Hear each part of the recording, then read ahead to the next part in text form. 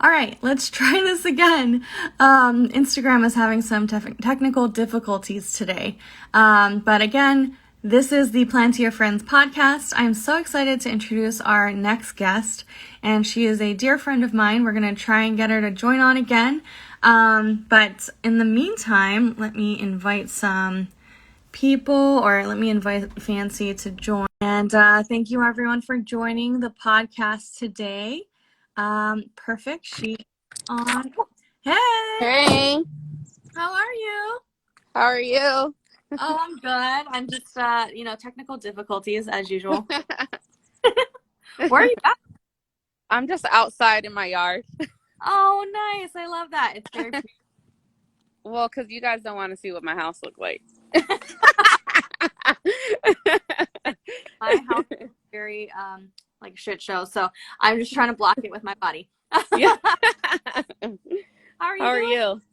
Oh, I'm good. I'm just ready to get this going, and it's a really nice day out, so maybe enjoying Yeah. it.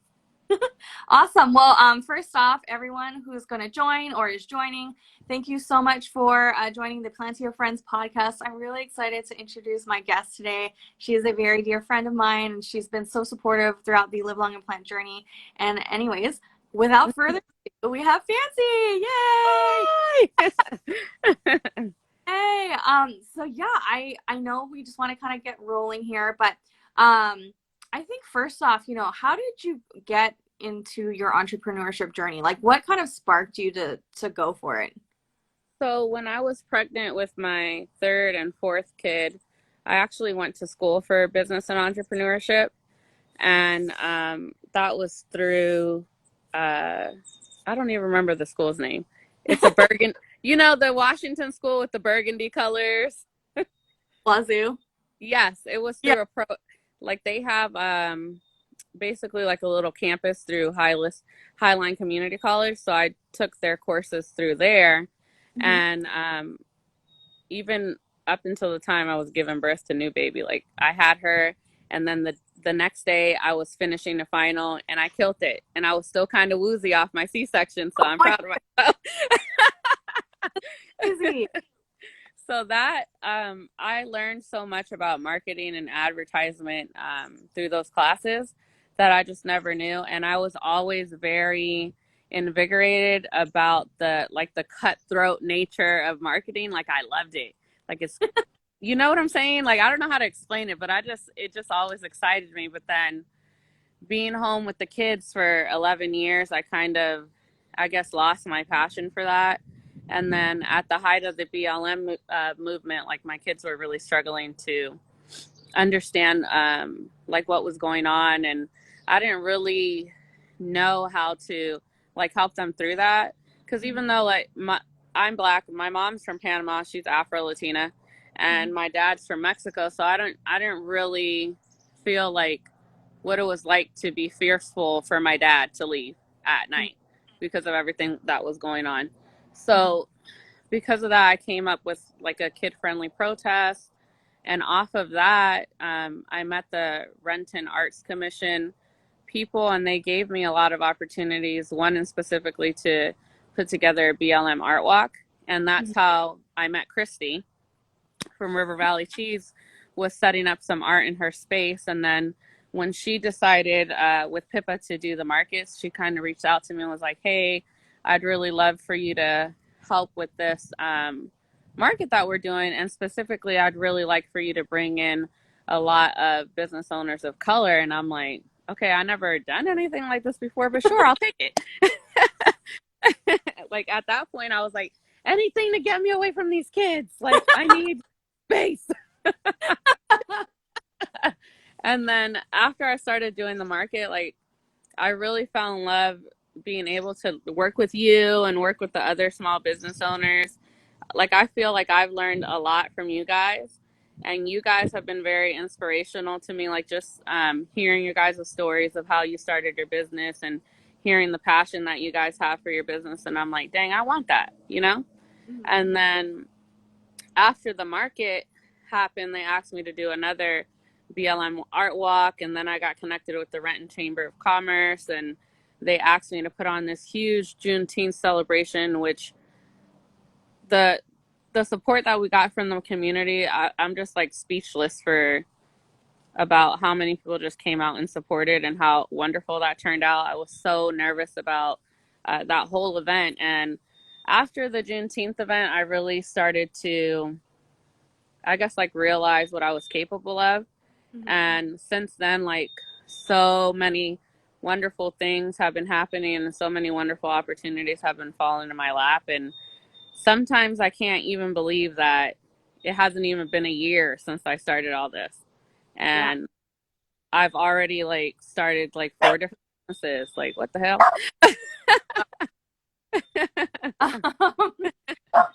um, she never like does that. She must be excited to hear you. Okay, well, let me just dissect everything that you kind of just said. I think first and foremost, I didn't realize that that you had only started like a year ago or less than a year ago, because you're so professional in everything that you do. That it's kind of, it's true though. Like everything that you're running, and you're running like so much stuff. That like, yeah, I didn't realize that it was a pretty recent endeavor. Yeah.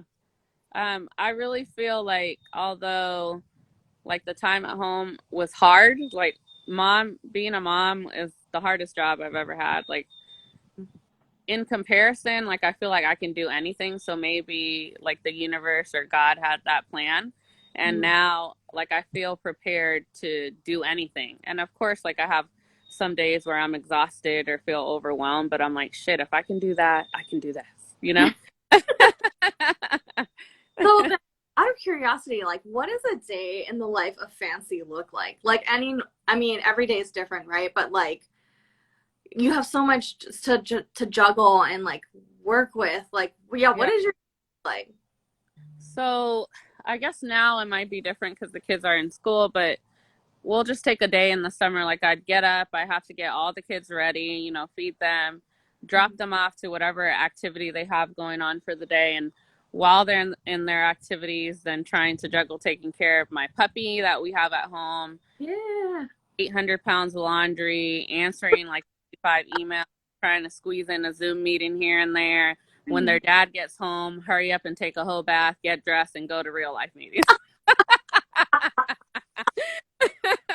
I feel you on that. Like sometimes I'm just like, all right, quick wash, just get in and out. I got stuff to do. Yeah, Have to juggle all of that, and then your kids and family and running these businesses. But obviously, it seems that it's going really well for you. And I mean, like, the entrepreneurship that you have is so inspirational to everybody else surrounding you. And I know that all of our friends and would say the same thing.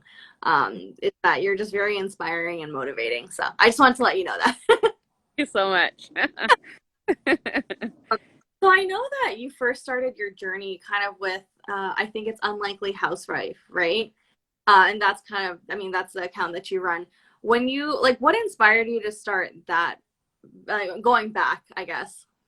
I think when I first like came up with the name and like found someone to make the logo was because I wanted to start my blog. And I think that was probably, let's see, new baby 6 now. So it was probably like 3.5 years ago now.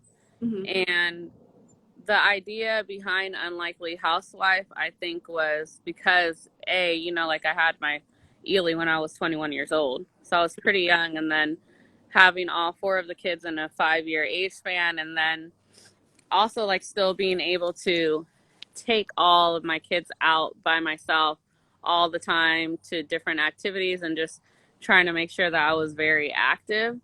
And then when I started the page, it was after I basically like finally reached out to get help for my postpartum depression. I think that I was probably dealing with it for a really long time, but I didn't know what it was because I wasn't necessarily raised in an environment where speaking about mental health was something that was normalized. And I feel like specifically with us moms, I know for me, like there was so much shame attached to admitting that I needed help.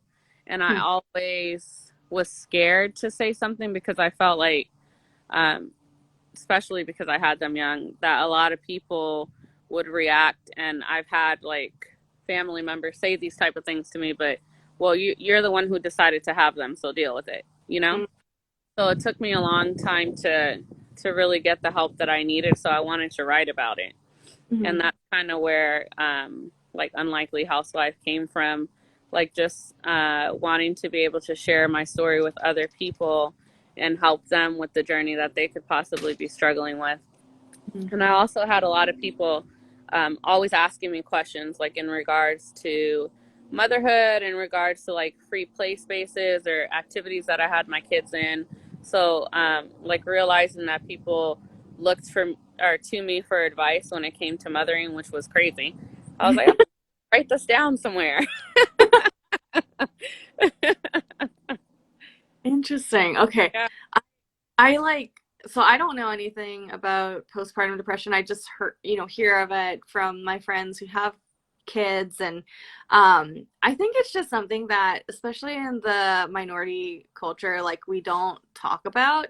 And I think it probably stems from like not, like there's just like feelings is not really a thing we ever discuss. I don't know if it's like that with you, but like in Asian culture, at least when I grew up, any kind of like outwardly emotion outside of anger, I guess, is is like not talked about, or it's like you need to suppress it and then just kind of like deal with it. And Yeah. I think with like current day, it's gotten a lot better in terms of like talking about it and having resources for this kind of mental health and just the well-being of people. But it's like I feel like it only just started a few years ago, maybe just given like COVID and BLM and all of that. People are more open to discussing it. I don't know what your thoughts are. Yeah, I feel the exact same way. Definitely in my house, like feelings were not something that were valued, and communication often happened through like passive aggressive notes or weird shit like that. Like, I'm standing right here, bro, but okay.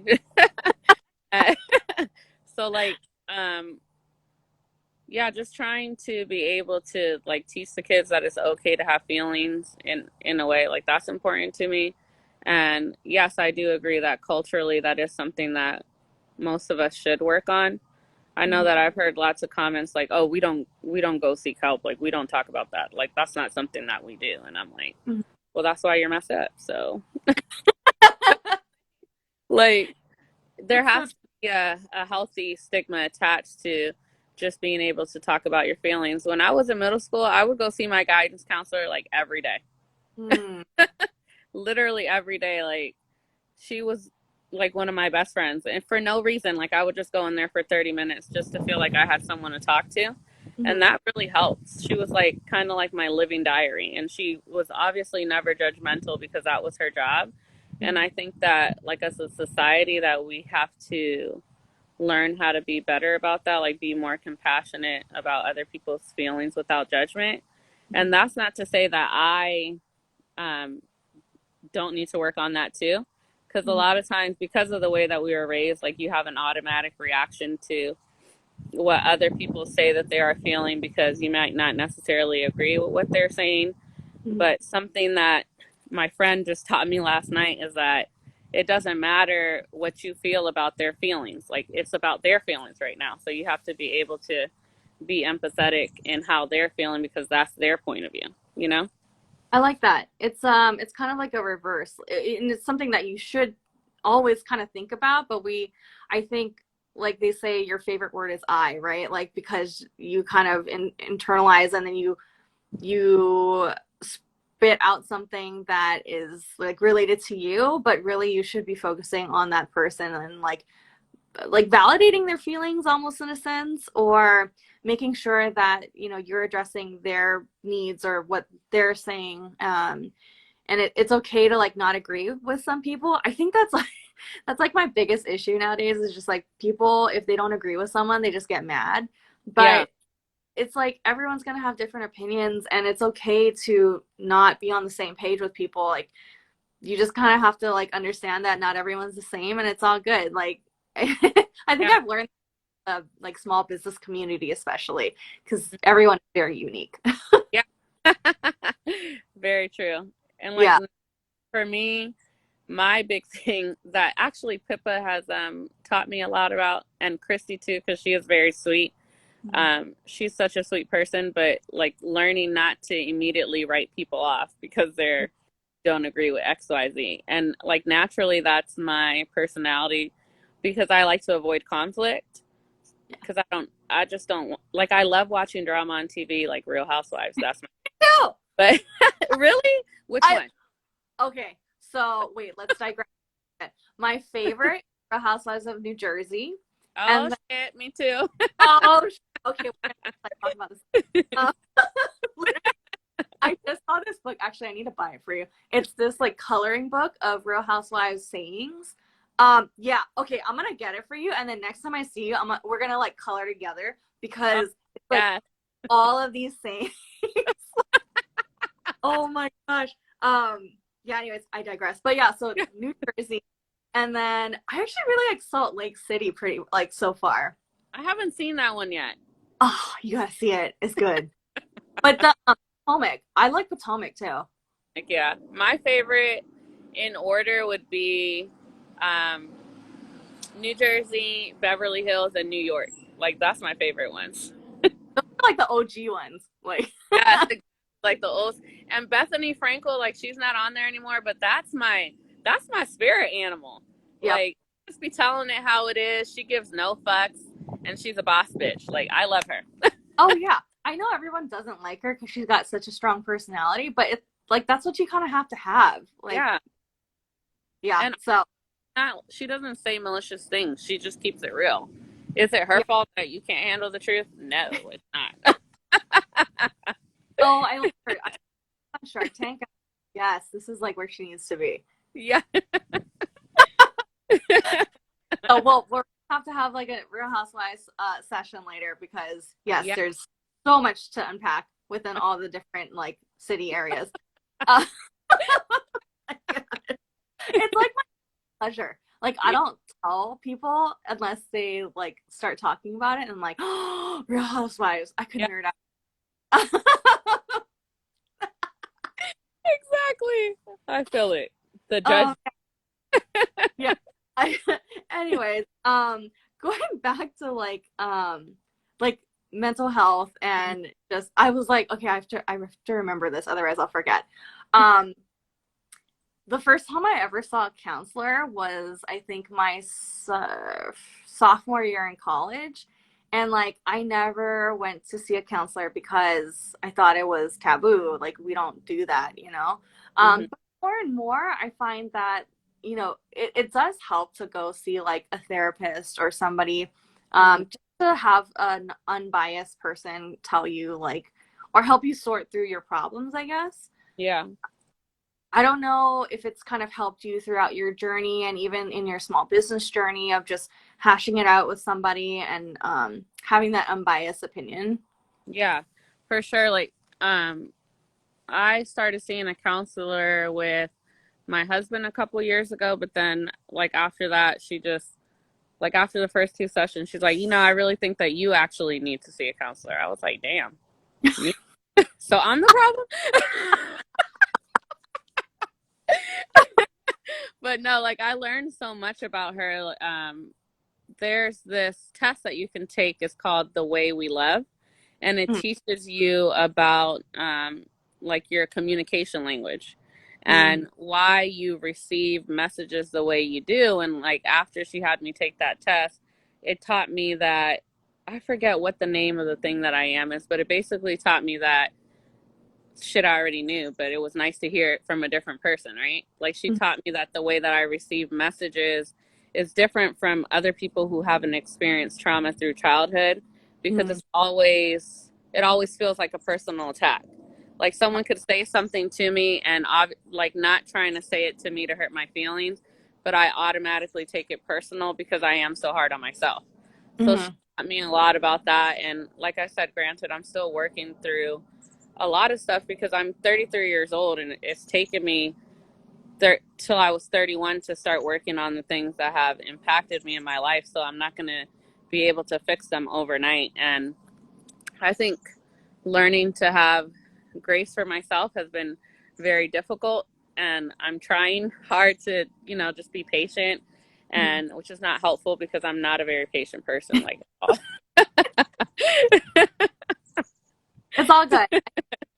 Patience is definitely a ever like ongoing attribute that we have to continue to work on, especially as a small business owner. You want things to happen immediately, or like Yes. results to come through, and like I'm kind of a control freak, so like I want results to come through the way I want it, and the way that like I and at the time that I want it. And I just think that it's hard to have that patience, or trying to see the end result when you're having to deal with the day-to-day turmoil sometimes. Yeah. Yeah. I mean, so let's get back to like your businesses, right? So like the first one is the Hatchery, the Hatchery Co-op, which I absolutely love. All you ladies, you guys are fabulous. But do you want to tell us a little bit about what the co-op is about, what you guys do? So the hatchery consists of myself, who I own Elevate, Pippa owns The Brittle, Christy owns River Valley Cheese, Laura, who owns Laura B. Charcuterie, and Annie, who owns um, Travani Truffles. Yeah. I'm like, and, predominantly myself, Pippa, and Christy, we try to do a lot of things to cultivate opportunities for the small business owners, as well as trying to stimulate foot traffic in downtown Renton to help our our storefront neighbors be able to monopolize on that foot traffic because of COVID and because of the construction. We also love to create community events to bring the community together. We understand that so many people are longing for fun, being stuck in the house for so long, but to be able to do it in a safe way.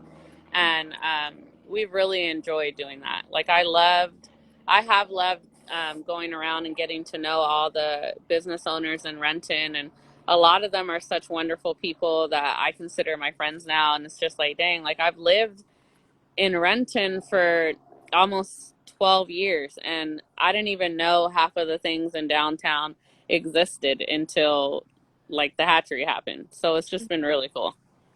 Oh, okay. Yeah. Yeah, you guys do so much for the community, and I know you're always trying to like give back and make sure that all of the representation is there.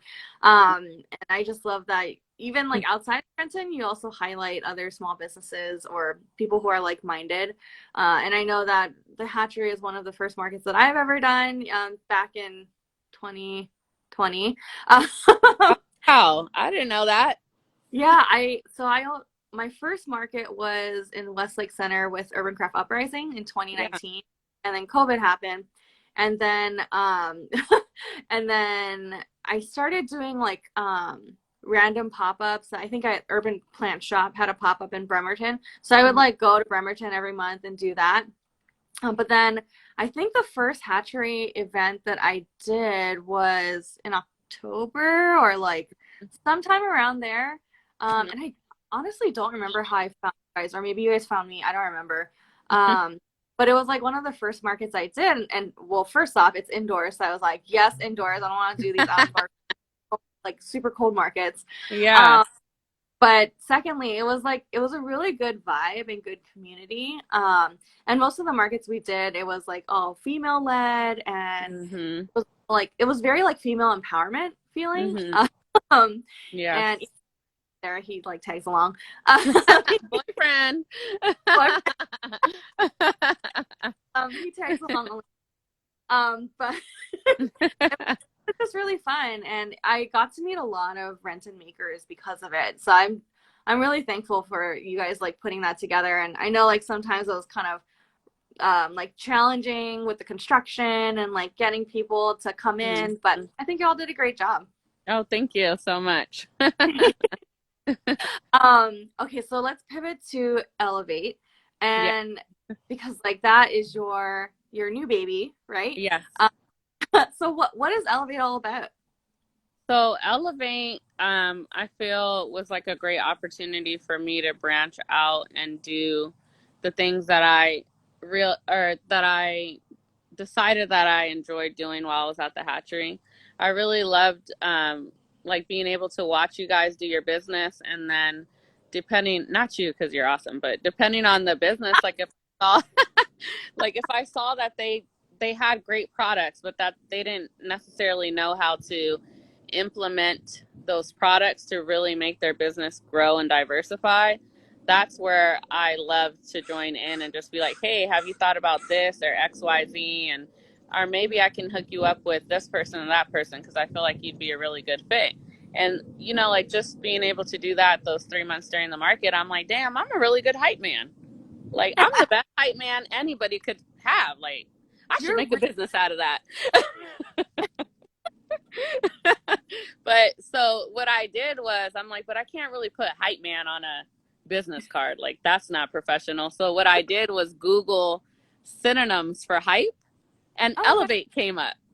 A few other words came up, but one of them that I really liked, which I forget what it was now, but it was too hard to say. And my friend was like, that's not cool. Nobody's going to know what that is.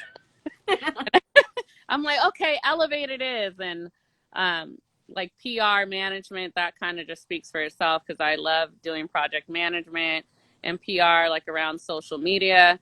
I don't necessarily love social media. I actually, most of the time, post begrudgingly, but I understand the necessity of it to make your business successful. And if you scroll down my page, you'll actually start to notice it. But once I started to focus Unlikely Housewife on me and not the kids, like that's when it really started to grow. And because of that, like my other businesses have grown very quickly as well because of that. So I'm like, dang, like I don't like to do this, but I know that I need to do it because of the people that I want to be my clients. That's where I'm going to find them at. And so that's basically how Elevate started. And under Elevate, like we have a few subsidiaries, and like every other day I'm like, I have another idea. Let's start another business. Love it. So I have, I like to say I have creative ADD because even since I was a little kid, I feel like I've always had an entrepreneurial mindset. Like I've always had a million ideas, and I used to think, well, I'm never gonna, like this sucks. Like I have all these ideas and I don't have any money like to make any of them possible. But when I started with the hatchery and switched my mindset to like, well, I have a million ideas, and now I'm networking with a million different business owners who could actually use these ideas to make their business profitable. Like that's when I feel like things started to change for me, when I took the focus off of myself and really focused on what other people needed. And naturally, I feel like I really love to help people. Like that's always a career that I wanted to have, is helping people. I used to think that I wanted to be in politics because in my mind, if you're the president of the United States, like of course you're going to be able to help the most people. But like through this process, I've learned that change really starts at a community level. So being able to specifically with the Black community help business owners increase their financial income and create family wealth and break generational cycles because of poverty, like that has been the most incredible thing that I've ever experienced and been able to be a part of. And I absolutely love that. Just the Black Love Market that we just started a couple months ago, like that, it's crazy, like the impact that has had. It's crazy the amount of energy that market has once a month. And it just, every time the market ends, like I want to cry because it's just such a beautiful thing to me. Like you see such negative narratives attached to people of color. So to be able to create an environment where we're highlighting the fact that, yeah, we're not all like that. And there's so much fellowship and community. It's just like incredibly powerful. So I really love that. Oh no, I totally agree. And I love, what you said about taking the focus off yourself and how you can impact your community. It's true, I think it was like one of my friends said, the way that you make change is not by, these big things like president. Mhm. It's more about like your local leaders and your local community members. Um, Yeah. so the fact that like you can make an impact in your community and really highlight Black-owned businesses, Black-owned artists, and kind of create or change that narrative, Yeah. I love that. I mean, I haven't met so many. I've met so many wonderful people, just like within the community that you've fostered, Yeah. um, and even like I don't know if she's your cousin, but Janara, Mhm. she actually inspired Ryan to like get his artwork going. Oh, Um, yeah, what like artist? I didn't even know that. that art, like he did that. And Wow. yeah, so he does like really abstract art, and he's really into flowers and hands. He said he draws really good hands. Uh, Wow. yeah. So, but like they had a conversation, I think it was like Plantasia or something, Hmm. and I think she was just like hyping him up and like motivating him to, really get his art going. And I think the fact that they were both introverts, but she is able to use that and inspire her art in a way. Um, Hmm. he got a lot of like power from that. So Oh, he's that. like, Yeah. yeah. So it was awesome to see that kind of moment and just those like one-off moments, even though it's not like a publicized thing, it's not something that, it's like big attention or whatever. Like those individual interactions that we have with Mhm. one-on-one people really does make a difference. And I think that people don't think about that as like they don't think about the impact that, you can have on somebody or vice versa. Yes, I agree.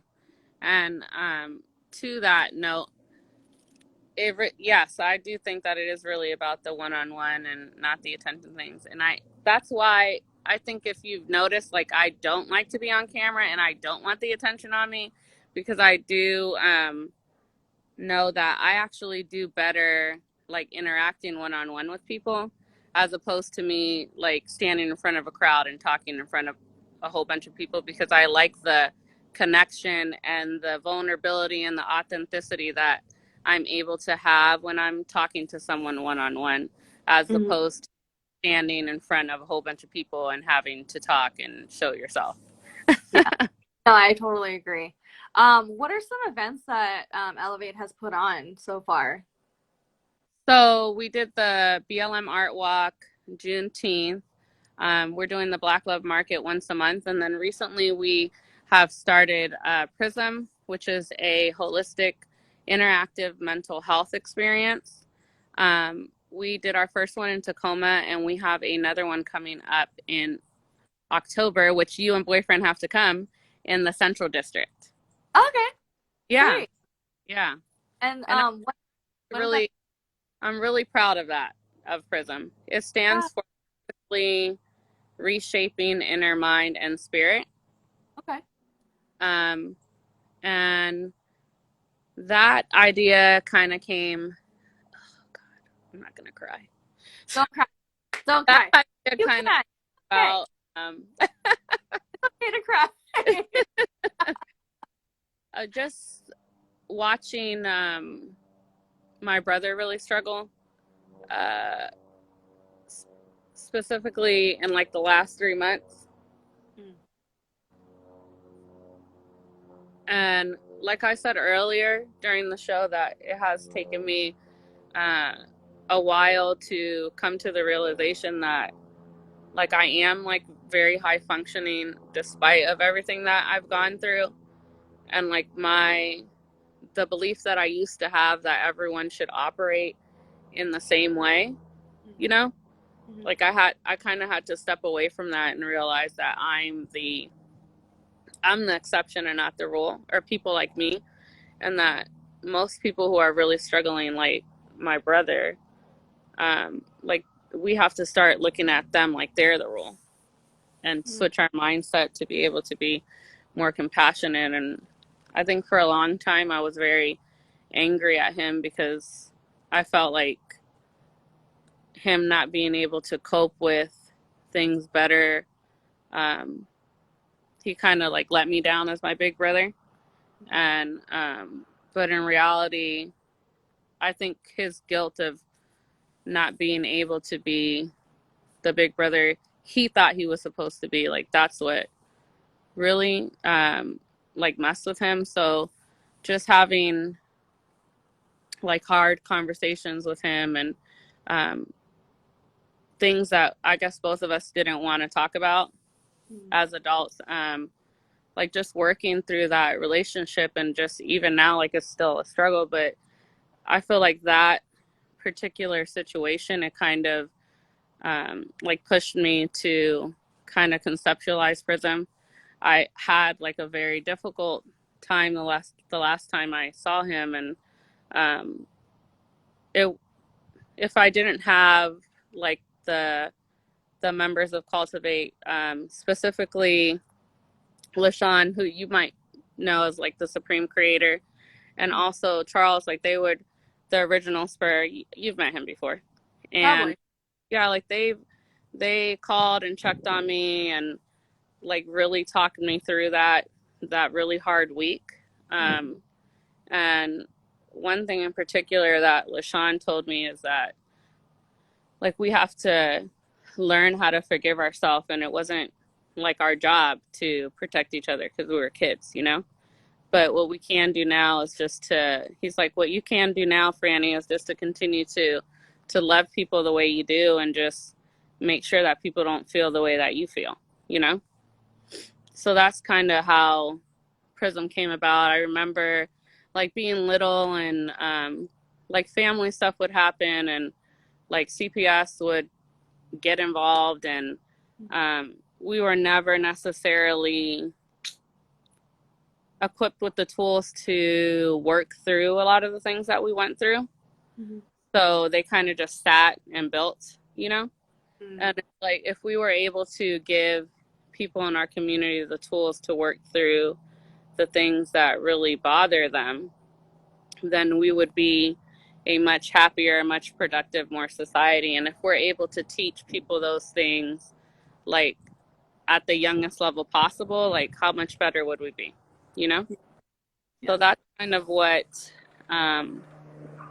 we want to accomplish with PRISM, is to be able to teach people that, A, it's okay to admit that you have mental health issues, B, you're not alone, and C, here are some holistic ways to work through mental health where you don't necessarily feel like you have to be on medication, which is not the only option. When I was struggling really bad with my postpartum, I was having like panic attacks almost every day, and really bad anxiety to the point where I would almost black out like every day. And of course the doctors, they automatically want to put you on prescription, and I'm like, no, like I'm not doing that. I don't like the way it makes me feel. And also, like, I have 4 babies to take care of, and I can't do anything to jeopardize the integrity of care that I'm going to be able to give to my children. Like, I'm not willing to do that. So instead of getting on medication, I started hiking, and I started going to bar class. So the ecotherapy, which is what you refer to as spending time outside in nature, hiking, walking, just anything in the outdoors, as well as the fitness classes, that's what really got me through.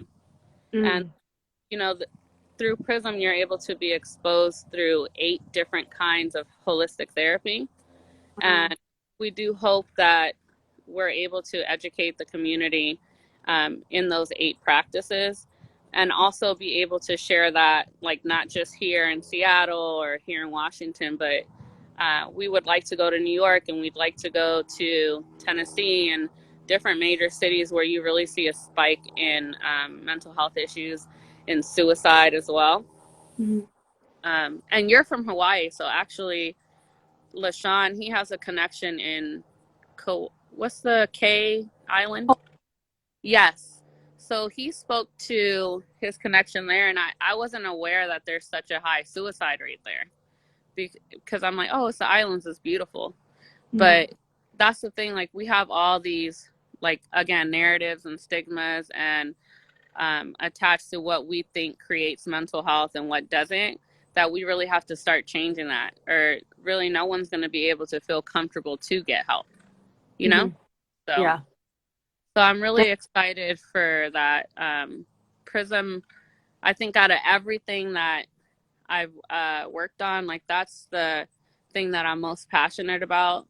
I do think that my love for my brother and my sense of responsibility to other people's brothers and other people's sons and other people's family, like that's what pushes me the most to work on that. So I hope that it is able to make the impact that we are hoping for as a group through that. So yeah. Damn. Okay, let me Yeah. just unpack. Well, first, I just want to like say thank you for being vulnerable and being transparent, you know, with the journey that you've been on. It sounds one of like almost soul searching, and just like coming to a better place for you and finding ways, holistic ways of dealing with a lot of like the mental health and high functioning. Is it high functioning anxiety? Is that Mm, it? yep. Yeah. Um, and you know, finding holistic ways to do that, because to your point, I mean, some people medication it works for them, and Yeah. I'm not, you know, disavowing that, and but other people like they want to find other ways to do it, and whether that's through ecotherapy, which I have not heard that term before. I like, so I learned something new today. Or finding out bar or working out or yoga, or you know, whatever is your way of dealing with you know, your mental health issues. I think it's important, and the fact that Prism, this organization and foundation that you've created, allows people to go on that journey and maybe find a way for them to deal with their mental health, I think is amazing. And I'm just so happy that you're able to foster this community, and like have it be a not like a judgment free zone, I Yeah. guess, because Yeah. I think the biggest setback of people is that judgment, I guess, of like, what will people think of me? Will they think I'm weak? Will they think like it's like the inner voice that you're always Yes. kind of like battling with. Yep. Uh, like when I was in college, I had really bad anxiety. Like I would want to throw up. I would want to like I thought that people were talking about me, even though I didn't know them. Like I would walk down the sidewalk and be like, "Oh my God, these people think I'm fat. These people think..." Yes. It's like, and it's Yeah. so irrational. Yeah. But when I went to the therapist, she was like, "Okay, you have to figure out like why, like get to the root of why do you think that, and then Mhm. knock yourself down off a ledge almost." Yeah. Steps back. So I totally get it. It's not easy to work through that. And again, I appreciate your transparency and just kind of the sharing of your journey of like finding something so personal to you, and finding ways to kind of work through it. So Yeah. Thank you. Thank you so much. no, I love it. And I like, I don't even know where to go from there. I I guess throughout your journey, like what's one thing that you would tell somebody who's starting out on their own journey of like small business ownership? um, find find your people, find your support. I know that, and I say this a lot, and I really mean it. Like I couldn't have done any of this without having a group of people behind me who genuinely care and support and love me. Especially like coming from a place where I feel like I've never really had that before. So I often think like, oh man, like I'm 33 years old and like I finally have this sense of security, like this sense of support, this sense of family, this sense of like it doesn't matter what I do, like I always have people who have my back, right? Mm-hmm. And that has allowed me to be able to grow so quickly. And I'm just like, damn, like if I would have had that when I was younger, like where would I be today, you know? And I definitely think that when you're an entrepreneur and you might have ideas that people are like, okay, that's crazy or that's never going to happen. like that definitely gets in your way, because you're already naturally going to be apprehensive and be doubtful about your own abilities, because we're only human, and I think everybody struggles with that.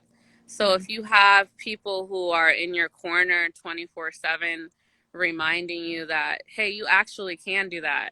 Remember you did this, so now you can definitely do this, and you're actually strong and capable and smart, and you're going to be successful. Like, stop doubting yourself. Like, get out of your own way, get out of your own head.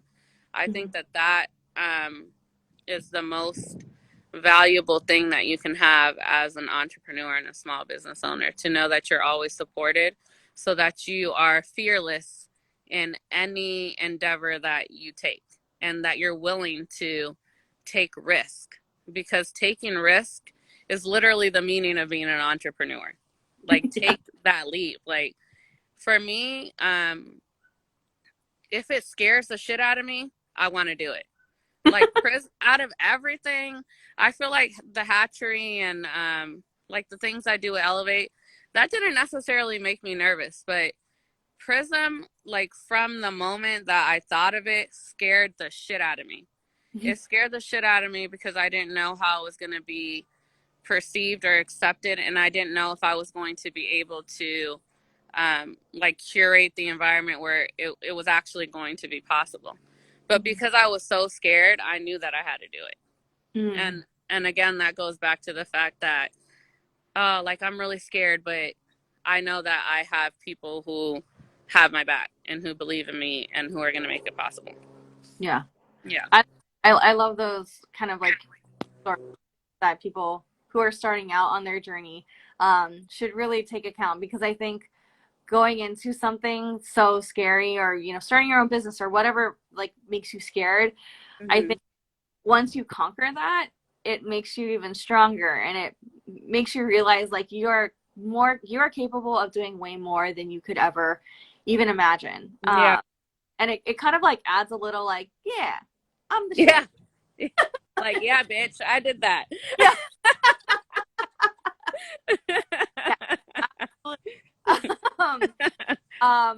Is there like an example or a story of like some way that, you know, your community or that like an interaction really helped you? Like, for example, I mean, just being a part of the hatchery and like finding almost like your tribe, or like finding your group, really motivated me to like make this business even bigger, but also like foster this idea of like, I want to help other people. Has there been a moment where like someone or something has impacted you throughout this journey where you're like, holy crap, like, it was truly impactful? Man, there's been so many. Like, from all the business owners at the hatchery, just like I said, like, learning about you guys and learning about your story and what a lot of you have gone through to achieve your businesses, like that, like I said, really inspires me every day. Pippa and Christy, definitely, they have been like an overwhelming sense of inspiration for me, just knowing that they have come from similar situations and have been able to do such incredible things, and are simultaneously still like beautiful people. Like, I'm just like, okay, like, there's hope, you know? And also Diane Dobson, the CEO, Chamber of Commerce. Like, I joke with her a lot. I'm like, dang, every time I drive past the chamber, like, you're still at work. It's 11 o'clock at night. Like, do you ever sleep? You know, and just like seeing her grind and her worth ethic, like, that inspires me. Like, on days where I'm, like I said, feeling overwhelmed or I'm tired, like, I often look to so many of you girls or guys who are my friends and small business owners, and I see like y'all's grind and your hustle, and that inspires me all the time. So I couldn't specifically pinpoint any one thing. I've just been so blessed to be surrounded by so much inspiration through all of you all the time, you know? So there's never a need to look too far, because you guys are always there inspiring me, like, every day. So Awesome. No, I think, super random thought. Like, have you ever had within Elevate and within Prism, have you guys thought of like doing some kind of mentorship program or like some kind of like one-on-one where you can partner with somebody? I know there's like programs out there like SCORE or whatever, but I don't think I've seen like, especially a minority kind of mentorship program or something to that effect. I don't know. It's just like idea that popped in my head. yeah, I would love to start doing that. I have had a few businesses in the Black love market approach me to just sit down with them and talk to them about stuff. So like business consultations and mentorship, like that's definitely something that I'm open to. I do need an office first. So that we can actually like have space. And yeah, exactly. I'm open to meeting at coffee shops. If anyone wants to meet at for coffee, I'm down for that. I know through the hatchery, we do want to start an internship program that directly runs through Renton High School and is able to really reach those at-risk youth and be able to mentor them in entrepreneurship, but just also have an adult who's there to constantly pour into you. That's life changing, especially when you come from a specific demographic. So and then the artist, like one of the artists, Charles, he just has this great opportunity to work at Hazen High School and go talk to the kids. So because that happened, like I started reaching out to other high schools and seeing if they're open to have some of the artists come to speak to the kids, mentorship as well. So yeah, mentorship is so important. Mm-hmm. I feel like that in the communities of colors, like that's what's really lacking is mentorship. So if we can be able to foster that and really help assist in that need, then that would be so amazing. Yeah. No, I'm down for it. Like I think Yeah. it's super important, and if you need someone to help out, I'm totally. Yay! I mean, I had really good mentorship growing up. I feel very blessed from where I came from. But I know that there are other people who I've seen not have mentorship early on in their life, and now they have, and they're like, "Where was this when I was like, in high school or something?" Yeah. So that would be a really good program to have. Yeah. Well, I hopefully we can start that soon. Yeah. I always like to ask, throughout your journey, what is an awesome sauce moment that you've had while running your business? You give me all these hard questions. I'm like, they're so hard to pick one. Okay, one of the most amazing moments I had is, so there's this woman named Dr. Linda Smith. She's like the OG activist in our community. She's so wonderful, and I have so much respect for her, and also Benita Horn. And before the Juneteenth celebration, I got an email saying that they wanted me to receive the declaration of the Black community from the mayor. Mm-hmm. I was like, what? Me? Why? Like, literally, I read it and like started crying, and I'm just like, I can't even believe this. Like, is this really happening? Mm-hmm. So to have, and I think, no offense to the mayor, like it wasn't necessarily about the mayor. It was more about the fact that the women who I really respected were recognizing me.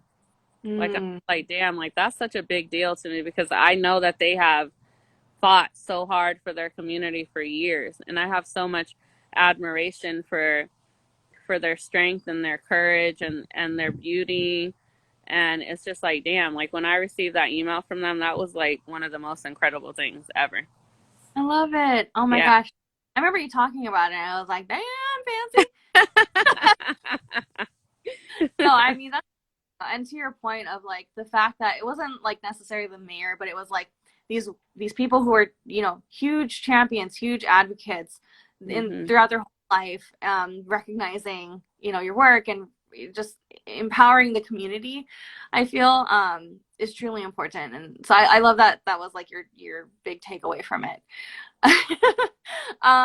I know we're coming up on time, but is there any kind of events or things that are coming up for you that you really want people to know about?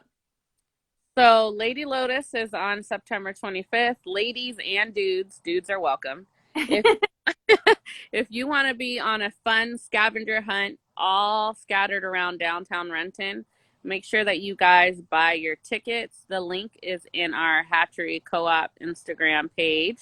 And you'll have an opportunity to come and support small business owners, get your Christmas shopping done early, and do some really cool girl power shit activities. Like, I can't wait. I just really can't wait. Like, I'm so excited about the tampon art. Like, What? really excited about that. Yeah. So you're gonna take tampons, dip them in clean tampons, guys. Dip them in paint water, and then throw them against some white butcher paper and create your own abstract art. Yes. To rip it off and take it home with you. Oh shit, I'm down. Yeah. So we're gonna have 13 different really cool challenges like that celebrate the inner goddess in you. Thank you, Shay, for that goddess word. I owe you. Charles, okay, I'm out. He's like, you said tampon, I'm out.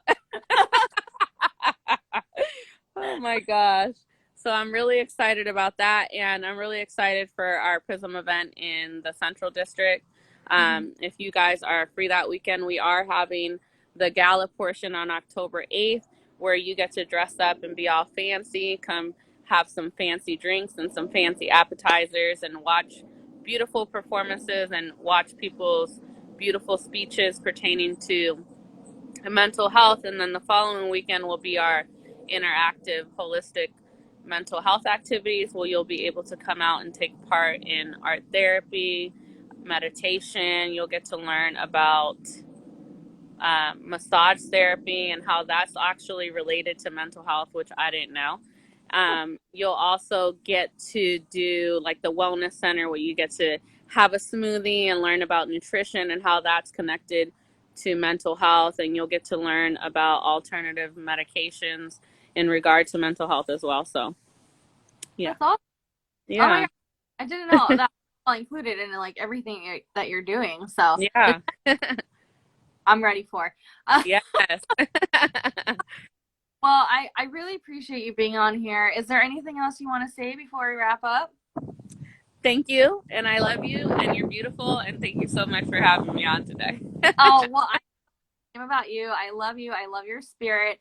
Anything that I can do to help you, I am always game for. And I just appreciate you being on this podcast. And I think a lot of people, at least for me, like I know I learned a lot about you, but a lot about just the things that are going on and just kind of like overcoming certain obstacles. But we are stronger together, and I just appreciate you. So thank you for being here. And thanks everyone for joining. Thank you. All right, bye everyone. Bye.